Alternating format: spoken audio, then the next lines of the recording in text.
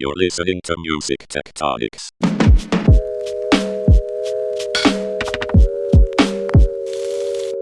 Welcome back to Music Tectonics, where we go beneath the surface of music and tech, where we sell NFTs of recordings of all of our business meetings with people saying, "You're on mute," over and over again, where we hold clubhouse rooms, which are rebroadcasts of Twitter Spaces, which are live DJ sessions of wax cylinders of Thomas Edison saying, "Someday, audio will be the big investment." I'm your host, Dmitri Vietze. I'm also the founder of Rock, Paper, Scissors, a music tech PR firm. Please join me in welcoming today's guest, Ed Vincent. He's the founder and CEO of festivalPass. Nice to have you here, Ed. Hey, Dmitri. How are you? Glad to be here. I'm doing great. You're calling in from Austin, Texas. Is it warming up yet? It's an overcast day here, but it is definitely warmer. I just moved to Austin about 8 months ago from New York City. Spent 23 years there downtown. Wow. So it's a little bit of a difference, and the weather is warmer. Yeah, well, cool. Well, great to have you on, and I'd like to just jump right in. You're with festivalPass. Why don't you tell us what it is? Sure. So every business has context, and so what festivalPass is, and then I can back into the why. So what festivalPass is, it's a global marketplace for live events. We like to say to folks that understand a few other business models that it's Airbnb meets ClassPass for live events. So what happens is consumers come in and they pay a monthly subscription fee that ranges anywhere from $9 to $99 a month, and they get credits, and then they use those credits to go to thousands of live events. Well, that's cool. That's an interesting model. I like your description. What's the origin story? Where did you come from, and why did you start this? Sure. So I've been an entrepreneur for well over 20 years. I was a banker, if you believe it, up until 1999, and then started my first e-commerce company, sold that in 2001. And then I had an agency through the 2000s. That's what kind of brought the live event world into my excitement. We had about a 70-person agency that was experiential marketing, and we would bring a lot of big brands into a lot of big events, big music events, tours, film festivals. We helped launch numerous film festivals and even owned one down in the Dominican Republic. Moving forward from there, I had a SaaS business in the franchise multi-unit space. We sold that in 2014. And then for the last 5-6 years, I've had a data business in the entertainment space. So a lot of big television clients. It was a consultancy and a software platform. Folks like A&E Networks, AMC Networks, Screen Vision Media that runs ads in the movie theaters. And during that time, there was a company that many people have heard of for the good or the bad called MoviePass. I'm not sure if your audience has heard of them. But what was interesting is I was asked, because of my company's data experience, to come in and help them understand all of the data of their over 3.5 million subscribers. So I acted as the interim chief data officer of MoviePass for a while. And while there, I learned a lot about what to do and what not to do in building a subscription marketplace. So taking a lot of those learnings and bringing a significant data background into it, I started to explore what other industries that I was really interested in that a good model could be applied to. And in that time frame, I saw that the live events industry, which is a $200 billion a year industry globally, was very fragmented, meaning that in the music space, a lot of people hear of the big guys like Live Nation and AEG, et cetera. But on a global basis, they only represent a small fraction of the overall live event business. So I saw a big opportunity to kind of take all of those disparate event promoters, owners, distributors, and bring them all together within a marketplace, a la the Airbnb reference. There's a couple other important things, and I'm happy to dive into each of it, of why our business model will be sustainable and successful versus some other subscription businesses that have been out there. Well, I'm curious about something. When you talk about the events business, we come out of the music industry, and so we're obviously thinking in terms of the concert and touring, performance, even performing arts centers, all that stuff all makes sense. But when you say the events business, and I can tell and from looking at your website, I can tell it's a much broader thing than just concerts. And you said that when you were talking about some of the big players in the music space. What events are we talking about here? What are the big categories? Sure. So the number one is the one you're referring to. Music obviously is the passion point for a lot of people in the live space, but it does go deeper than that. So film as well. As I mentioned, there's a lot of experience in the film festival world that will also include films in exhibitors and actual movie theaters. Additionally, food and wine festivals. It doesn't even have to be a festival per se, but food and wine events just in the North America alone, pre-COVID in 2019, there was about 9,000 food and wine events throughout the U.S. And that could be anything as big as South Beach Food and Wine to Aspen Food and Wine, straight down to kind of a local beer and brat event, in Newport, Rhode Island. So that's on the food and wine side, but then also think sports and theater. So think Broadway, think traveling shows, think comedy, whether it's Dave Chappelle at Stubbs here in Austin, or it's a traveling Broadway show of, call it Rent, that is performing in Fort Lauderdale's amphitheater. Wow. And you say sports. I mean, that's a whole category of its own. Are you talking about traditional professional teams and everything?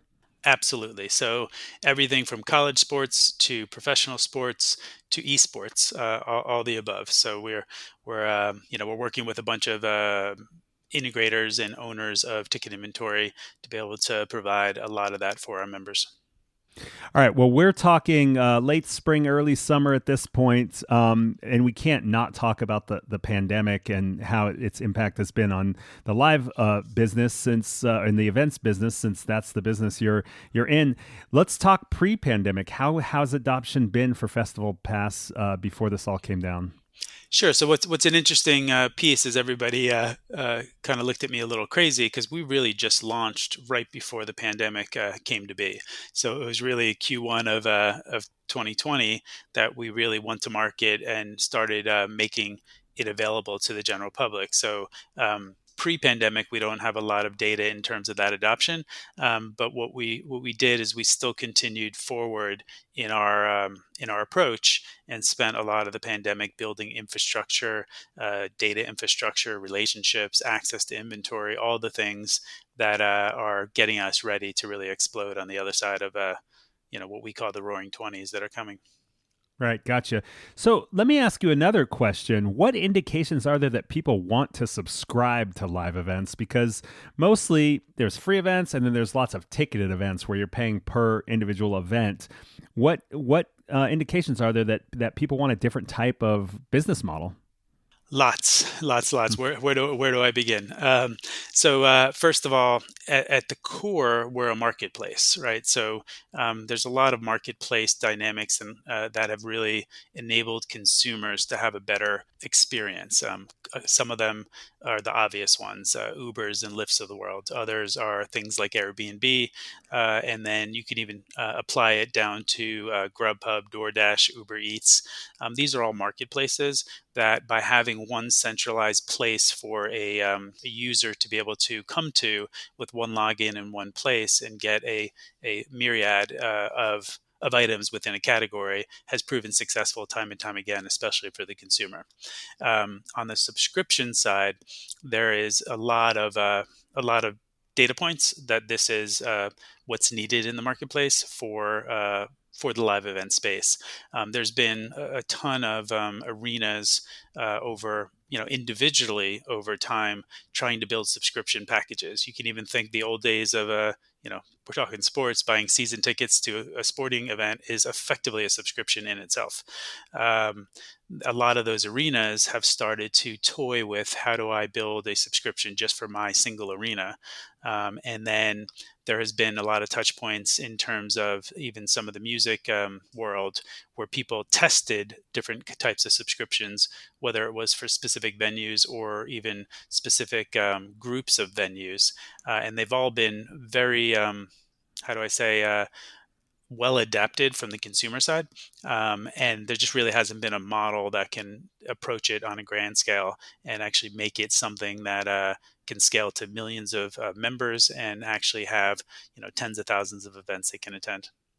Yeah, that makes sense. I mean, certainly from the Performing Arts Center, the kind of the cultural and nonprofit side of things, we've seen those types of venues doing subscriptions for a long time, where they're almost saying, "Oh, well, you're the curator of my live performance experience." It could be a dance series, it could be like contemporary dance theater, or it could be music, or it could be a combination of both. And the audience or the fan is saying, I trust your curation. Just bring me an experience once a week or once a month. I'm just going to go to the theater and discover something that blows my mind or something like that. What's interesting about your model is it kind of diversifies the options even more so, because you're not kind of wedded to a single venue or even to a single medium or a single discipline, right? So you've got a subscription, and you could go to a concert one week and a food event another week and a sporting event the next.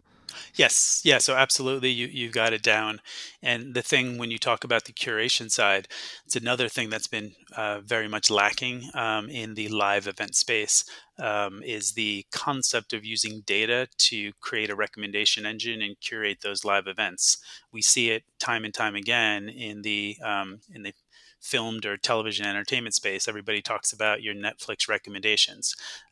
We're building very similar concept, but doing it for live events. So every individual that's a member and logs into their festivalPass account, of course, we will have thousands of live events they can go to and attend, but it's very difficult to kind of go through all thousands of events to choose the one you're going to go to. We're using pretty sophisticated data to surface the discovery of the things that, of course, you've told us you like, but also the things you might not have thought about, creates this discovery engine. So you might log in and say you like music and film and food, and you may, by your own actions, have gone to look at ACL as a festival. You may have checked out a live event venue in Austin and seen a couple shows that were, call it, rock and roll shows. So now not only are you giving us information based upon your behavior, but you're also telling us what you like. So that information, coupled with other people on the platform and other people that you're connected to from a friend perspective, will start to be able to surface, well, hey, I know you liked that rock show at this venue and you went to this kind of festival. I bet you might also like this kind of movie, or you might also want to go to this food and wine event because you look and feel like 80% of the people we know that go to this food and wine event. So it creates this curation, and it really helps people discover things that they may not have been a part of before. And lastly, what that the core mission of what that's all doing is it's creating community.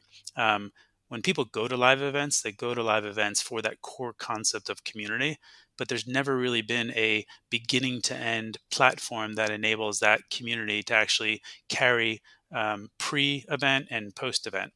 And that's what we're creating. Most of the ticketing world out there is very transactional. Most people don't care where they get their ticket from. It's just, did I get my ticket? But we're building a community, a membership community, where people can actually discover things they can share, and they can find benefits for being part of this community of living life live. Awesome. Great. Well, now you've got me excited about this. I can totally see why I would be interested in something like this. Ed, we got to take a quick break, but when we come back, I want to talk to you a little bit more about your business model and how you're getting set up with events and event partners and that sort of thing. We'll be right back. Sounds great. I've got big news. The Music Tectonics Conference is back. We're planning an experience like no other music industry conference, with something for everyone. Whether you're calling in from the other side of the planet or you're dying to see the Music Tech family in person again. So mark your calendar for online events October 25th through October 27th, and in-person events outdoors by the ocean in Los Angeles on November 2nd.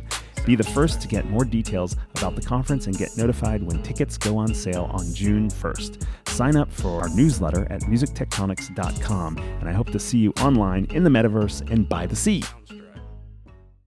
All right, we're back with Ed Vincent of festivalPass, and we were learning about his business model before our break a little bit, but I want to get a little bit more into that. And I'm curious, that the challenge with subscription services, Ed, is you have to have enough choice for a big enough audience to want to opt in. And I'm curious, obviously during the pandemic, things are a little wonky, but I'm sure you've got ideas in mind. How do you structure deals with existing events and partners? Sure. So that's a little bit of a loaded question because there's many different aspects of doing so. Um, but to give you kind of the core one that builds inventory at scale, it's creating partnerships. So we've created partnerships with numerous primary ticketing companies, and for those who are in the industry, you probably know what I mean by this. So some people may use X ticketing company for all of their primary ticketing. Mhm. There's dozens of these ticketing companies out there, and there's a few that are larger than others. So we're creating partnerships with them because a lot of these primary ticketing companies, they also want to provide help to their events that they already have as clients to be able to expose more and more of an audience to purchase those tickets.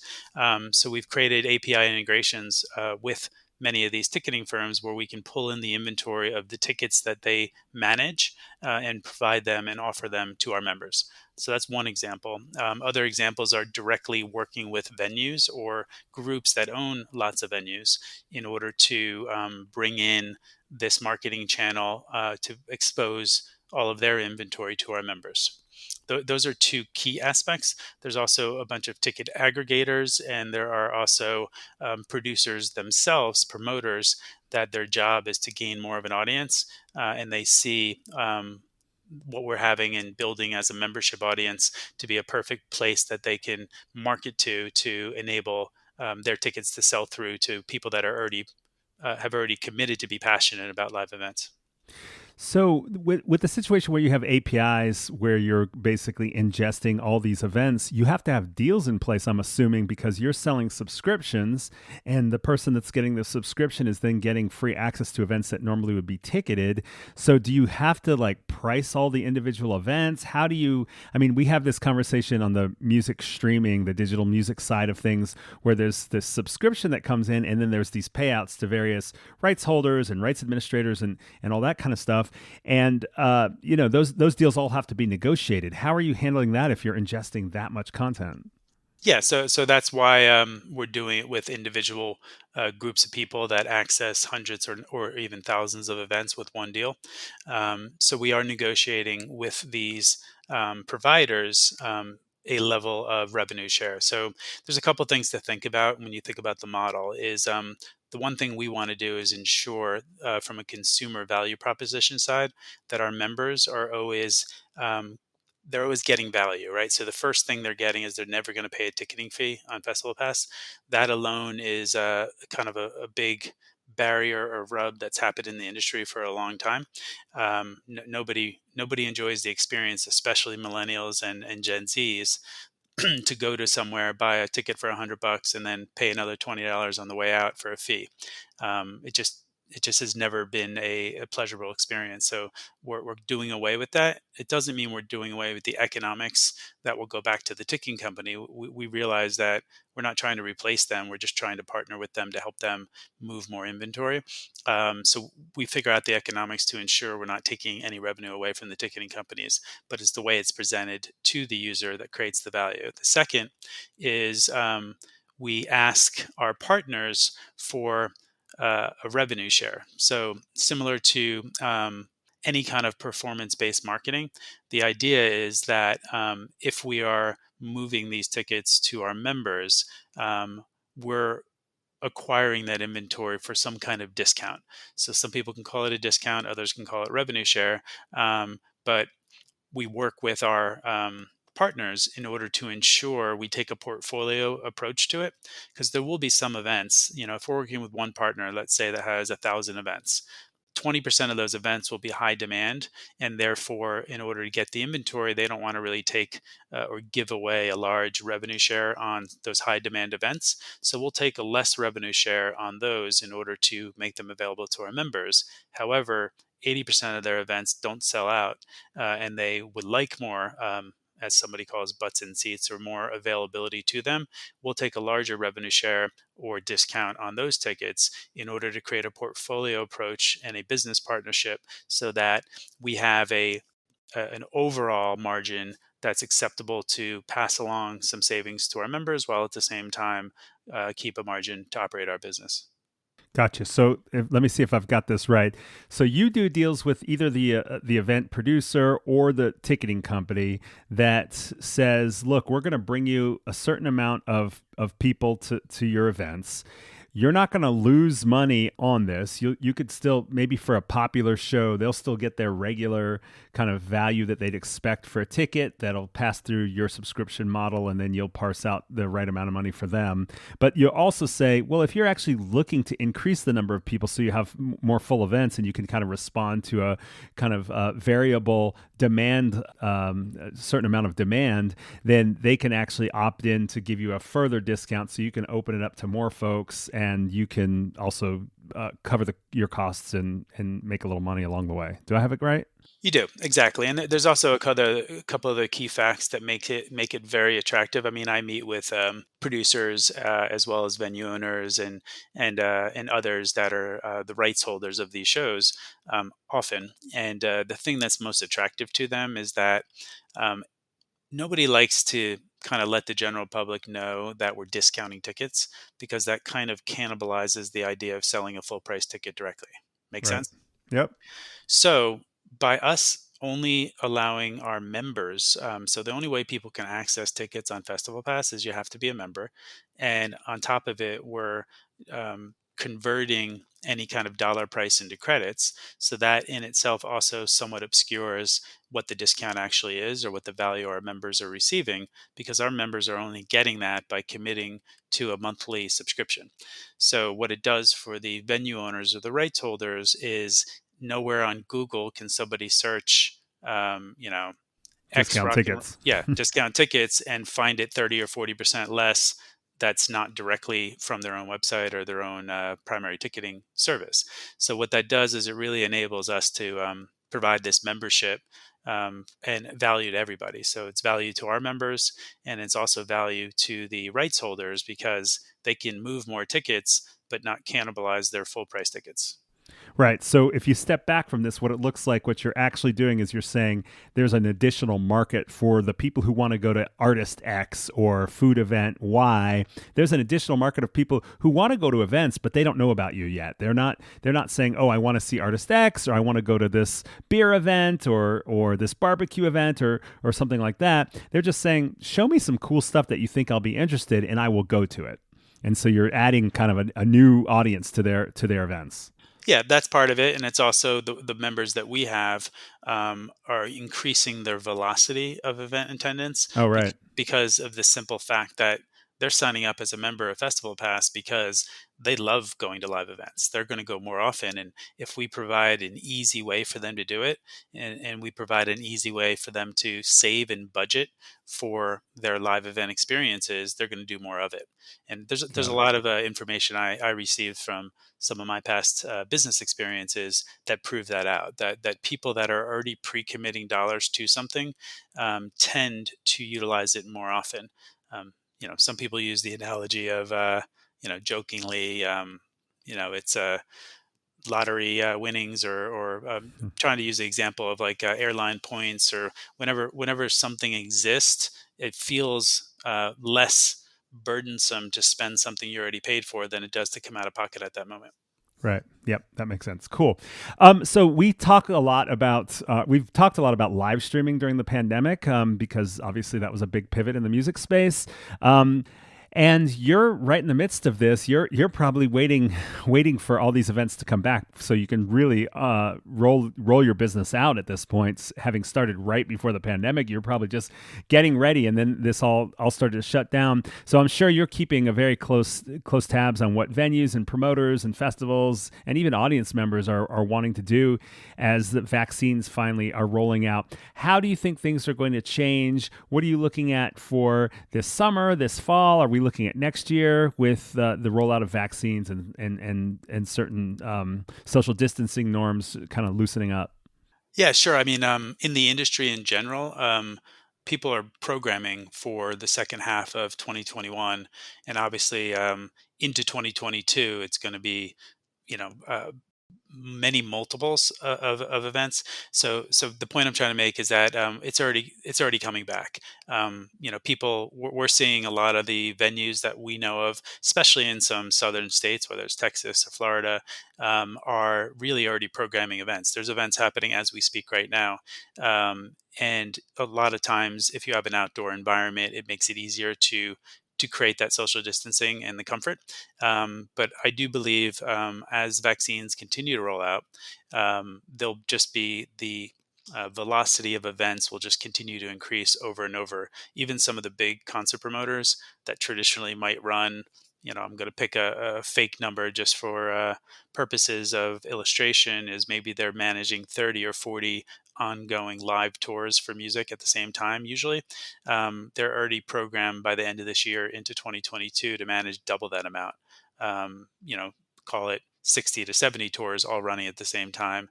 And the reason is every artist has been sitting at home for a year and they want to get out on the road. They want to tour. They want to make money. They want to see their audience. And on the flip side, the consumers, the pent up demand is so big right now to go to a live event. I mean, we see it just even our own membership and the chatter through our social. Um, there's $1.3 trillion of savings sitting on the sideline for people that didn't travel, didn't go to restaurants, didn't go out to live events over the last year, and they're just waiting to spend that money. Here, here. I can feel that, man. I'm ready. I'm ready. Come on, let's go. Mhm. So we're going to take another quick break, Ed, and when we come back, I'd like to expand out. We've got a really good sense of your company and your model and where you're going. Really interesting stuff.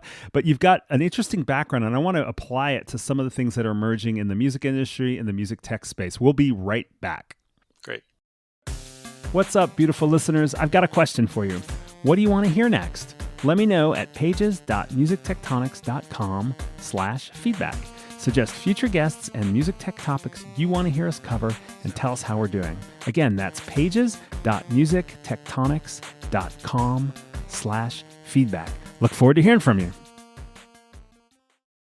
All right, we are back. And as I said right before the break, Ed, you've got such an interesting background in event activation, data science, AI.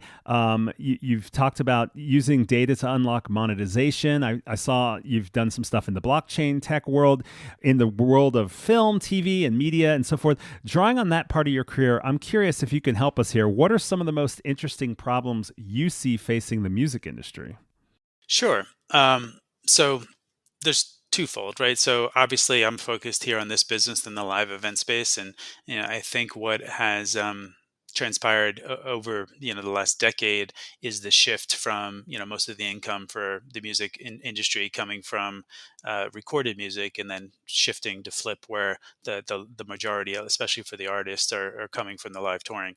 Mm-hmm. So that's kind of that obvious trend that we've seen.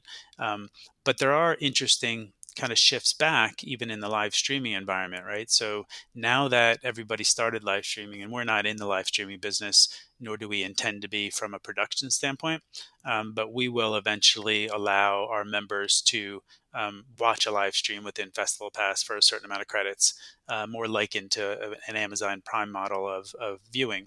But the reason I bring that up from a revenue perspective is more and more venues themselves and the artists are getting a portion or a share of what that live streaming is going forward. So that's a little shift in that capacity.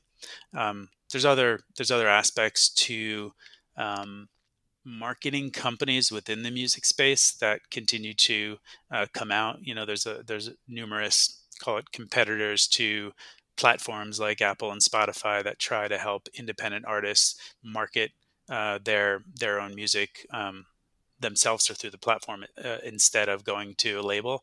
That continues to expand, and there's a couple of investors in my company that are also trying to figure out truly the performance-based model for using the digital space to drive consumption of music, but doing it in a way that doesn't require the artist or owner of the music to go out and spend large marketing dollars, but really to create a performance-driven marketing aspect that's been done for direct-to-consumer products for the last 5-10 years. That is a very cool space because we are now at the place where distribution is relatively ubiquitous, right? There's lots of options for artists to get their music out there onto the streaming services, onto the social platforms, onto the video platforms, and so forth. But the question is, just because you put it there, how are you going to get people to actually listen, right? And that's what you're saying. If you can use some of the same technology, some of the processes, and some of the lessons learned in how consumer products have been marketed to drive those streams, drive those purchases, drive that engagement, that's unlocking the next level for the independent artist. Is that what you mean? I do. And what's interesting is even in our space, um, I say our space, but I mean more the financial capital space. Uh-huh. Is over the last few years, there's been a lot of companies that have emerged that because of the ability to use data and analytics to track advertising spend, there's billions of dollars being made available for companies in order to use for growth marketing. So instead of going the traditional route of venture capitalists, there's plenty of access to capital for anybody that's transacting online. So whether that's in the music space, you're transacting per song or per subscription or whatever it is, there's lots of ways to use low cost debt capital to get the word out rather than having to raise a boatload of money from venture capitalists. So basically, once you figured out the model of how to use advertising to drive revenue, and if that revenue is greater than the amount you spent on the advertising, you can use this type of debt capital to continuously make money off of it. Yes, yes, and this is one of the most exciting things about what we're doing at festivalPass, even how we're financing it. I've been an entrepreneur for 20 plus years, and I've raised traditional venture capital. I've taken different types of debt investments throughout various companies, and I promised myself we'll see. Every entrepreneur is that old line that everybody's got a plan A until you get punched in the mouth.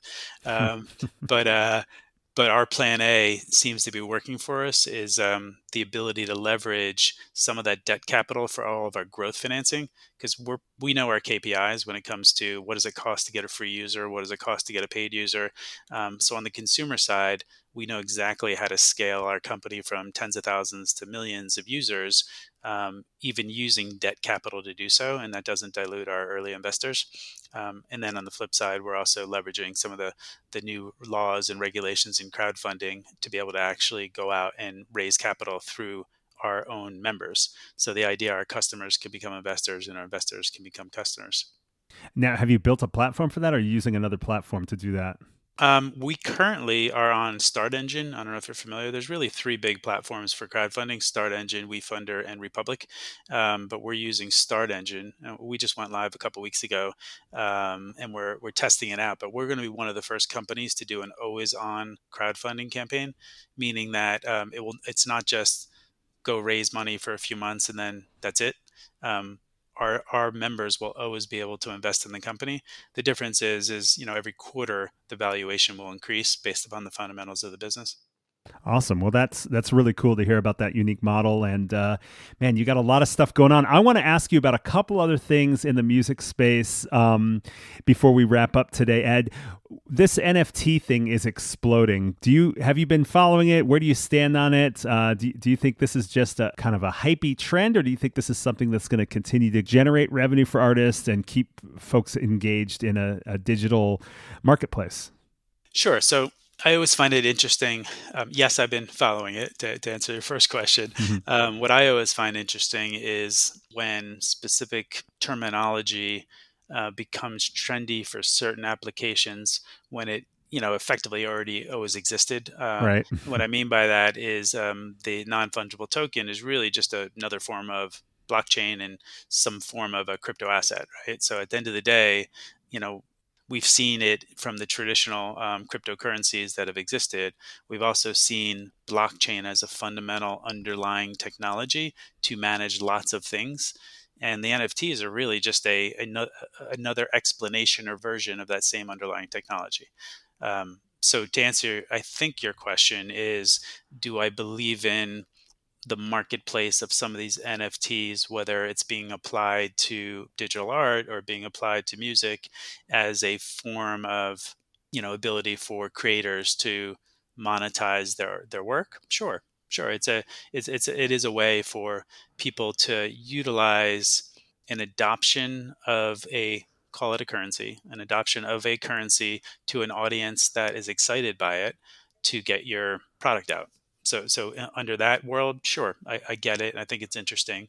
Um, how we apply it back to what we're doing is we're more interested in how we can apply certain branded tokens in the future to certain things that actually can be monetized for actual product. Meaning, eventually we'll likely have a festival token of some sort that almost acts as, something of a rewards mechanism that allows people to use it to translate it back to credits to go to live events. We'll also look at the blockchain for enabling different wallets to be shared within festivalPass, so that there's an ability for even venues themselves to have their own branded token that we would accept.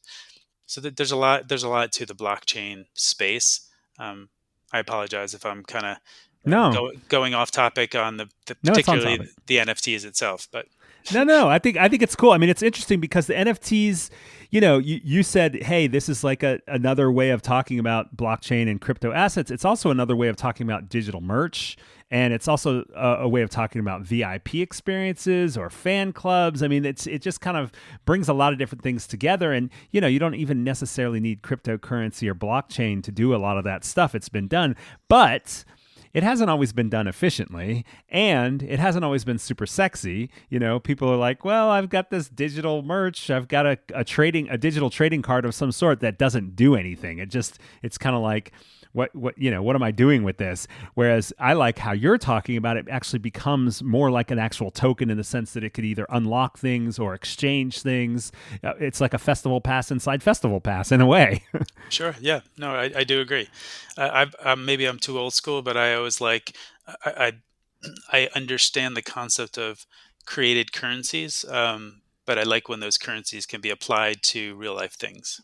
Yeah, I dig it. No, I'm glad I asked you, and I'm glad you went off on those tangents because I think it's totally interesting and relevant. Because I mean, right now, even just the language NFT, I don't think that's a mainstream term that everybody's going to grasp or want to engage with. It's like, baseball cards were for people who wanted to collect baseball cards, but the underlying concept and the technology, I think once it becomes more exchangeable in the way you describe and more just more sticky and more gamified, then it becomes really exciting. It starts to unlock all these other ideas. That's the phase that I'm ready to see, where you Agreed. feel like it's engaged in something where 10-year-olds are involved with this the same way they were with Pokemon cards or something like that. So I like where you went with it. So look, you've got your festival pass, but I like to ask this question. It's a little bit of a different spin. If you weren't doing festival pass and you weren't going to do festival pass and you wanted to start a music tech startup right now, what problem would you want to tackle? Well, I think I gave a little bit of insight into that concept of finding performance-based marketing engines, if you will, Mm-hmm. that will, kind of take away the needed expertise for every musician to be a marketer. Right. Meaning that it's already been done for consumer-based companies, and I do think it's a problem that is solvable and at scale. So if had I not done Festival Pass and I wanted to do something in music, I'd probably look at some way to do that, to support a platform that really enables not only independent artists, but just even labels themselves, a proper way to create distribution around a performance driven marketing concept. Cool. That makes sense. And I had a hunch maybe you were going to go that direction given what you said earlier. But let me ask you one more and then we'll wrap up. This has been a blast, Ed. Are there any other larger trends in technology and innovation that you think people in the music industry should be keeping an eye on? Let me think about that. I mean, overall, I think the way to think about it personally is we always hear a lot about different age groups, right? Millennials versus Gen Z versus Boomers, and I truly believe the music industry always tends to be on the forefront, at least from an audience and product standpoint, to Mm-hmm. skew towards a younger environment. Of course, us old people can also go enjoy our bands that we loved in the '80s and '90s and 2000s.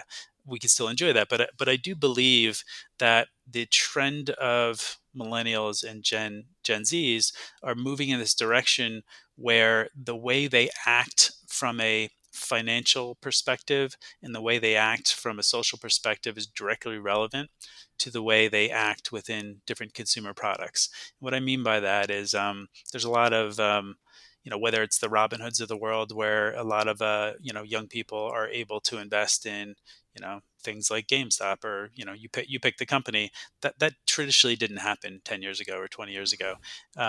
The fact that people like Ally Financial are a bank for millennials. They do things differently, really. So like the idea of the way millennials or Gen Z's budget for things, and that really plays into what we're doing.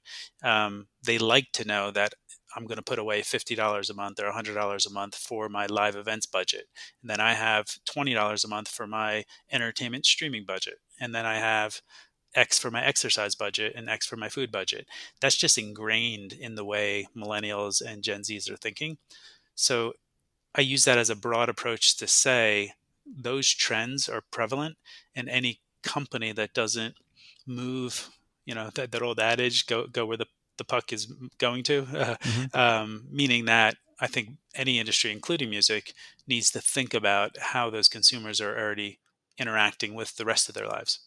Interesting. So that does play into your interest in looking at the subscription model, because basically that envelope budgeting that you kind of described fits perfectly. You know what to expect. There's, you don't have to make another decision about purchasing. It's done. Yes, I agree.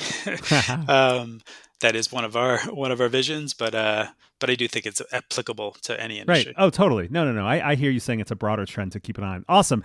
Well, Ed, did we leave anything out? Is there any shout outs you want to make before we wrap up? I've really enjoyed this, but I want to give you a chance. Obviously, people can check out festivalPass online. Is there anything else we should say as we close here? Yeah, I mean, I think everybody should come join festivalpass.com just as a free user. You don't have to pay upfront just to be a part of it, and you could choose to join later as a paid member when you want to go to things. In the investment worlds, if anybody wants to support that vision, you can go to invest.festivalpass.com and check out how we're letting members or consumers or retail people invest now, and then. We're on Instagram, we're on Facebook, we're about to launch a TikTok. So you'll find us there as well, but come join us. Cool. Great. Ed, thanks so much for joining me on the Music Tectonics podcast. I really enjoyed learning about it, and I'm looking forward to keeping up with what you guys do and watching you become successful. Awesome. Thanks, Dmitri. All right. See you soon. Thanks for listening to Music Tectonics. If you like what you hear, please hit subscribe on your favorite podcast app. We put out new episodes every week. Want more? Find it at musictectonics.com. You can dig deeper into this episode, learn about our annual conference, get the Music Tectonics app, and sign up for our newsletter. musictectonics.com has it all. Also, look for Music Tectonics on Twitter, Instagram, Facebook, and Clubhouse. And connect with me, Dmitri Vietze, on LinkedIn. Peace. You're listening to Music Tectonics.